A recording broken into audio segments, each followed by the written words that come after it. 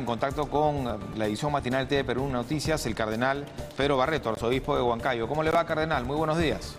Muy buenos días, Nicolás.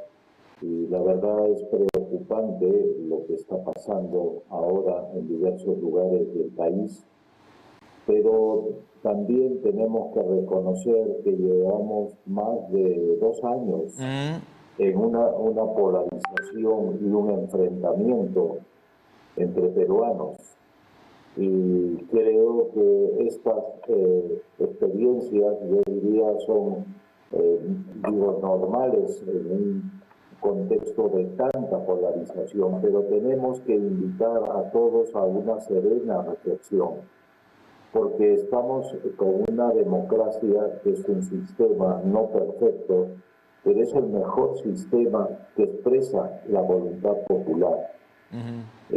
La democracia no solamente es votar, sino también exigir que los políticos estén muy atentos a las necesidades de la población. Y por tanto tenemos que buscar lo que nos une. Pero desde la gran mayoría de los peruanos y peruanas que viven en una situación altamente riesgosa para sus vidas y que es indigna también de toda persona humana. Hay que buscar las coincidencias, cardenal. ¿Qué mensaje le daría usted a la presidenta Dina Boluarte, que tiene que encabezar esta cruzada, verdad? Ella, en sus primeras palabras, habla de una tregua que ha solicitado al Congreso, incluso a la prensa, y que entiendo una oportunidad también para dirigirse a aquellos ciudadanos que no creo que sea mirando hacia ella como mandataria, sino en realidad prácticamente que un sector que no tiene esperanza en la clase política peruana y quiere que se vayan todos, ¿verdad? Y que también sienten que no han tenido oportunidades o están afectados en sus ingresos o no tienen cómo salir adelante. Y como bien dice usted, esto no es nuevo. Así es. La verdad es que en este momento pedir que se vayan todos, que ya es algo que se ha escuchado antes, no es lo más conveniente en este momento. Yo creo que tenemos que asentar las bases de una democracia que creo yo que el Poder Legislativo, con todas las limitaciones que tiene, ha tenido esta decisión, pero de vacar al expresidente Castillo. Sin embargo, yo creo que el Congreso no tiene todavía una credibilidad de la población, y por eso es explicable que se vayan todos. Pero tenemos que ser muy cuidadosos en este momento de comprender este reclamo de una mayoría, podríamos decir, en las diversas regiones del país, pero tampoco podemos nosotros entrar a una espiral de unas nuevas elecciones, pero salen los mismos. Es que en realidad a veces la desesperación nos hace perder un poco la mirada a mediano plazo, porque este Congreso de la República es nuevo relativamente, y el anterior, que había sido elegido también democráticamente, terminó con muy poca votación o respaldo. Entonces yo invocaría a la calma. La violencia no genera más que violencia. Y en este momento en que el país está saliendo de esta unidad de cuidados intensivos, estamos todavía en un proceso de rehabilitación. Correcto. De la democracia. Y requiere el apoyo de todos, ¿verdad? Pero el tiempo apremia, cardenal, y en realidad lo que espera la ciudadanía, entiendo, son gestos, ¿no? Gestos de gobernabilidad. Y hoy más unidos que nunca, ¿no? Digamos, ejecutivo y legislativo. Dina Boluarte, la presidenta del país, es una mujer de fe. Sí, es una mujer de fe, y además hay que comprender que le ha caído esta alta responsabilidad en unas circunstancias muy complicadas. Por eso lo que ella ha indicado es un gobierno de unidad desde la diversidad que tenemos, tanto en la costa, sierra y en la selva amazónica. Y creo yo que la Presidente tiene que tener un gabinete que exprese esta voluntad y que lo primero es que sean altamente honestos, que sean transparentes y que escuchen también este clamor para encauzarlo por las vías de la paz, de la justicia y de la fraternidad. ¿Usted considera que lo que estamos viendo en este momento es, digamos, consecuencia de la crispación? Usted mencionaba 2 años. Si nos remitimos solamente a los 15 años y medio prácticamente del gobierno de Pedro Castillo, se ha generado este caldo de cultivo, se han propiciado odios, ¿no? Se han dado discursos que más bien nos han dividido más que unir, y estas son las consecuencias, lo que estamos viendo hoy, incluso con temas que se han sostenido, como el cierre del Congreso. Creo que para pelear se necesitan a dos, ¿verdad? Pero por ese lado, digamos, de que se habló tanto del cierre del Congreso, se ha hablado tanto de la Asamblea Constituyente. ¿Cómo destrabamos esto, ¿no? ¿Cómo volvemos a un punto de partida que nos dé la tranquilidad a todos los peruanos, a aquellos peruanos que quieren, que ya están cansados, ya están hartos de crisis, que la crisis política data de hace 4 o 5 años, con varios presidentes, prácticamente un presidente por año, y luego la crisis sanitaria, la crisis económica, y esto que no para? Así es. Nicolás, yo creo que estás indicando muy claramente cuál es el contexto que estamos viviendo en estos días. Sin embargo, la pregunta que haces es muy importante: ¿cómo salir de este entrampamiento? Hay algo que es verdad.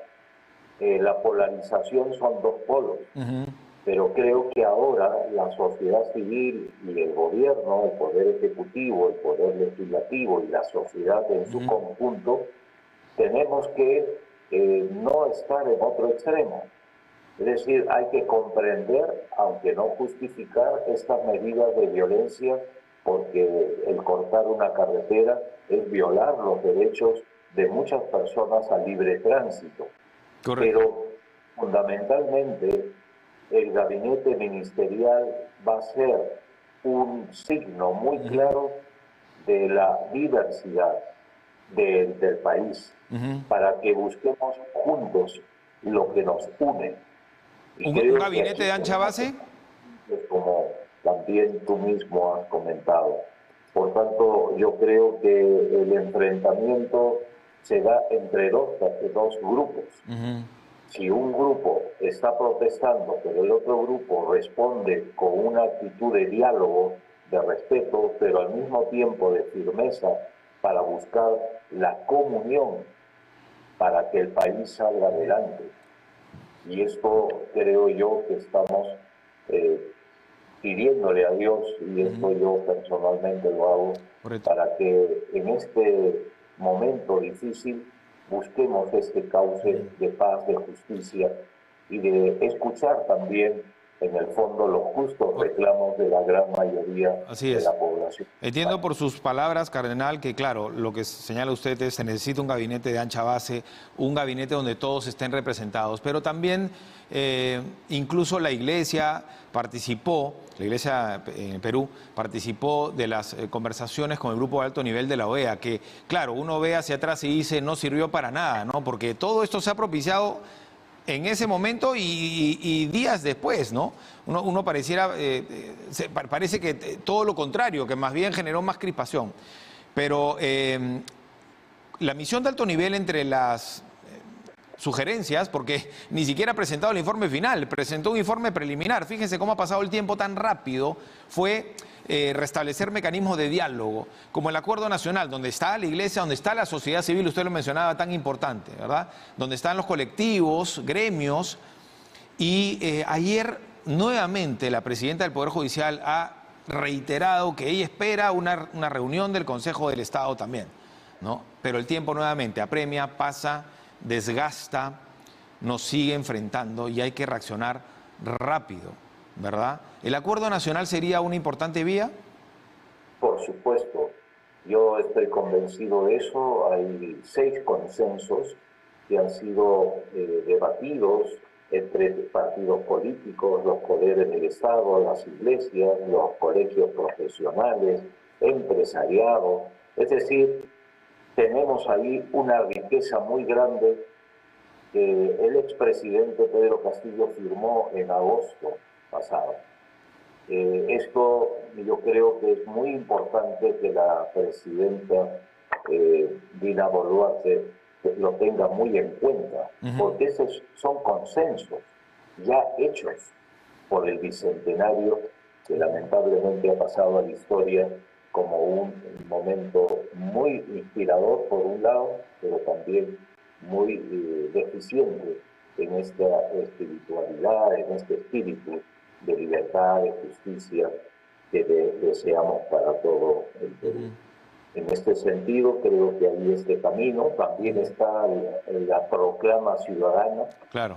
Hay 12 contenidos democráticos básicos en que todos tenemos que ponernos de acuerdo. Y creo que aquellos que están protestando hoy día, si les ayudamos a decir, miren, es verdad, hay reclamos justos de parte de ustedes, pero pongámonos a caminar juntos. Esta es la única salida. Cardenal, porque, sí, perdón, termine.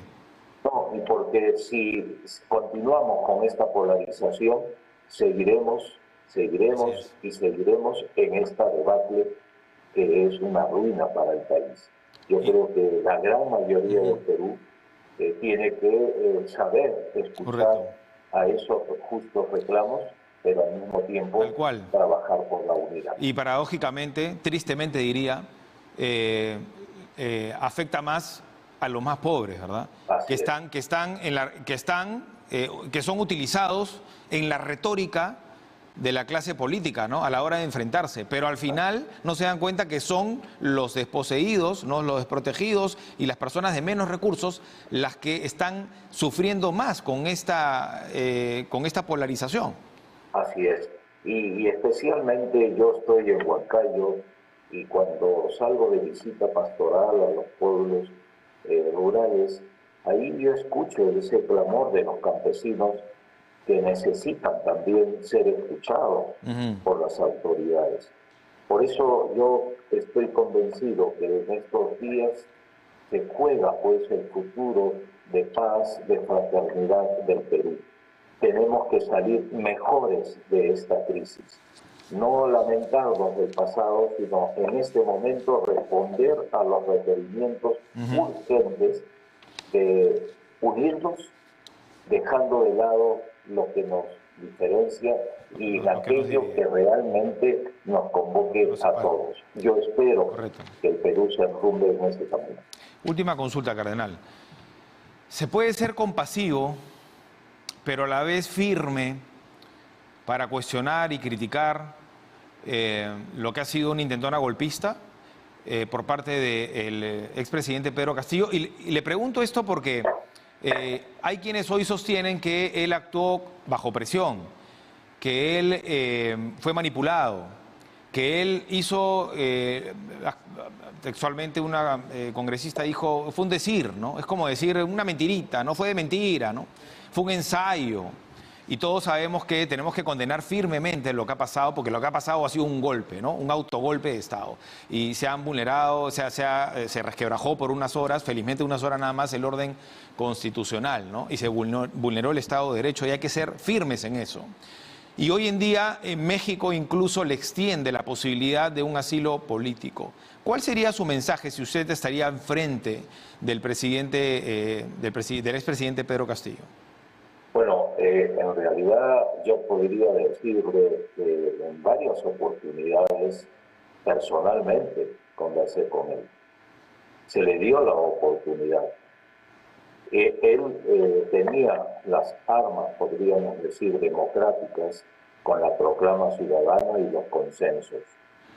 Yo la verdad es que siento mucha pena, no solamente por él, por su esposa, por sus hijos. Es decir, a nadie se le puede desear que esté en una situación como la que él está en este momento, pero al mismo tiempo hay que invocar al Poder Judicial que juzgue pues sus actos, porque él tiene que dar respuesta. Y él es responsable porque tuvo en sus manos la marcha del país.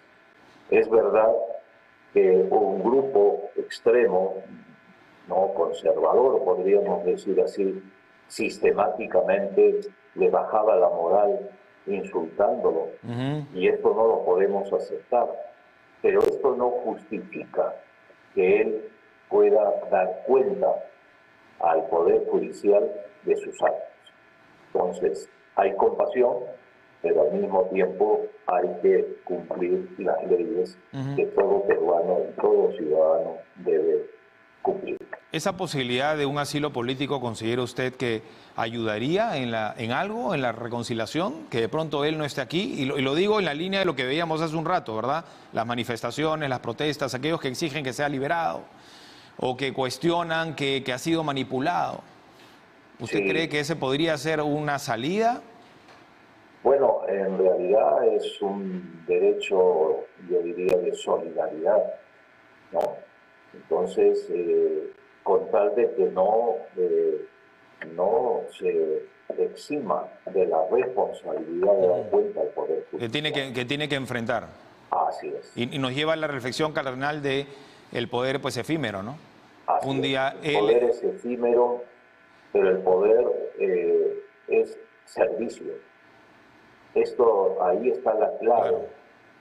Cuando el poder se entiende como una autoridad omnímoda, no que puedo hacer lo que a mí me parezca. Correcto. Sin escuchar, eso no está y correcto. Conlleva una gran responsabilidad, ¿no? Hace 2 días estaba en su despacho de Palacio de Gobierno, hoy en una celda. Así es. Qué terrible, ¿no? En el silencio, en esa soledad. Habrá mucho que reflexionar. Por supuesto. Y aquí hay algo que tengo que recordar, lamentablemente, lo que dijo el Papa Francisco en enero del 2018, cuando nos visitó al Perú. ¿Qué pasa en el Perú? Que los expresidentes de la República están en la cárcel o están merodeando el Poder Judicial. Aquí estamos saliendo de lo mismo.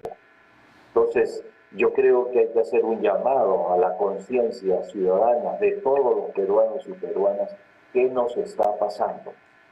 Cuando hay polarización, hay consecuencias graves como las que estamos viviendo. Tal cual. Y la polarización se supera cuando tenemos muy claramente los altos intereses del Perú y buscar el bien de todos, comenzando por los más pobres y más alejados del país. Este es el desafío histórico que tenemos de rehabilitar la política en este momento, yo diría, difícil, pero esperanzador que vivimos. Sin duda, diálogo y fe sobre todo, ¿no? Que ha sido lo único que nos ha ayudado en la historia del mundo, de la humanidad, a superar grandes crisis y guerras de todo tipo. Gracias al cardenal Pedro Barreto, muy amable cardenal, por esas palabras que nos permiten reflexionar hoy, 9 de diciembre. Arzobispo de Huancayo estuvo con nosotros. 7:51. Pero la realidad